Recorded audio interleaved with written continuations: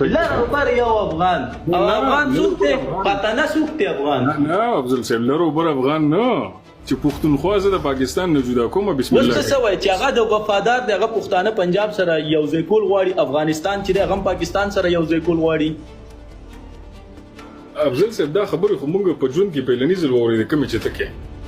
نو ګوره کنه وس مقصد خاصه ته ماته د منظور پښتين مقصد وخا څه مقصد دی هغه راته کلیر کړي بیا په ډیټیل در سره شیر صحیح ده خو هغه نه پیله چې مخکې لاړ شو باید تاسو دلته اعتراف وکړئ چې ما دروغ وې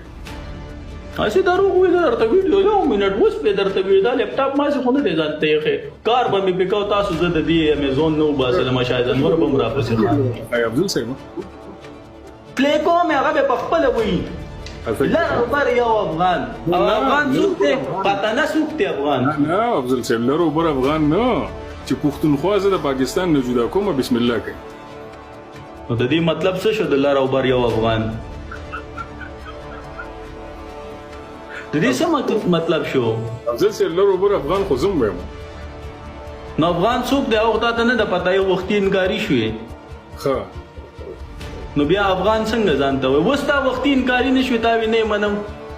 خبرو اورې زه نه منم زه بهشکه زه نه منم نو بیا څه ته ځانته مسلمان اخیری بس صرف مسلمان زه لیکي پړم شوم زه هر څه منم زه بیا څنګه بیا خبره را لې ګوره په کومه خبره پات راځي هم کو چې کومه خبره تا ته لګي چې ته پکې زور اور هغه خبره را سره وکړي ثبوت د لر او بر افغان څه مطلب دی د ډیفینیشن راته وې څه مطلب شو د دې افضل صاحب تاسو په خپل خلوی چې منظور پښتونخوا د پاکستان نه جدا کول غواړي ما د توي ثبوت وکړي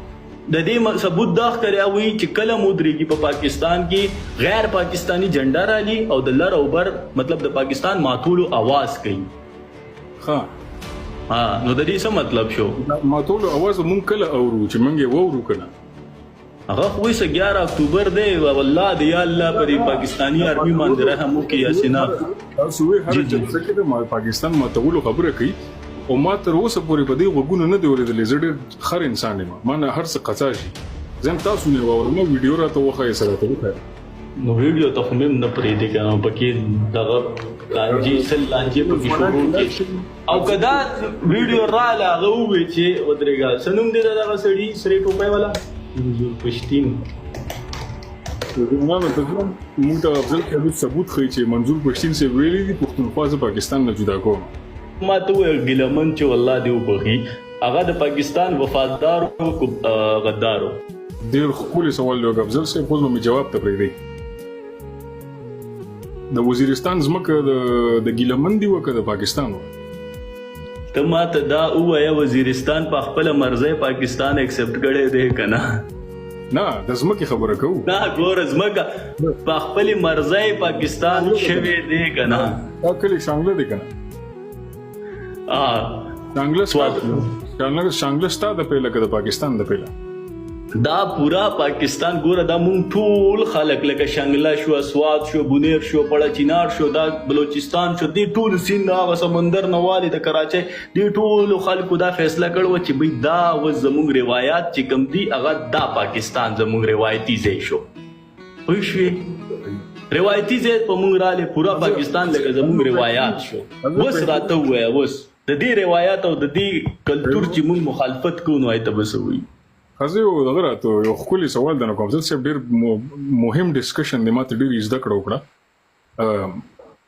زمانہ والله کته یو ټکی زده کړی ما خو چې کم دانه ماشوم تاسو کو صرف دا تاسو کو پلار نوم څه دی چې کوم افغان راغلو بس دې کې څه تاسو دغه اول وفا غداری څه ته وي غدار وطن څه ته وي مثال په تور په وس لکه منظور پښتين تم راځو لک سفر جی زه اوس لک سیریس کې کوم څه پرم لک کپ لګولو ډیر زه خو هم چې ته سیریس چې مام ډیر زیات اسیم د سکولونو کالجونو کې مازغو غلدا سر بلنن لک حساب کتابو کو کوشش وکړه دغه لغتونه مې استعمالوي هاذا صحیح راځه د ماشومان هم ناشتي زموږ خويند هم ناشتي دي دا ولی الله د ناشتي 50 هزار ناشتي مالی دلی نه کار څنګه هاذا خبر خپل سوال ته پوسو کا هغه کار څنګه دی ولی الله خو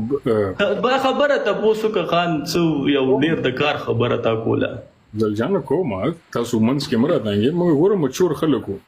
صحیح ده سم فعل مت ډاکټر په کار چې تا نه زه د اخلاق او د آداب او د غیز کم په دې محفل کې پکای چې تا نه زی زده کوم صحیح ده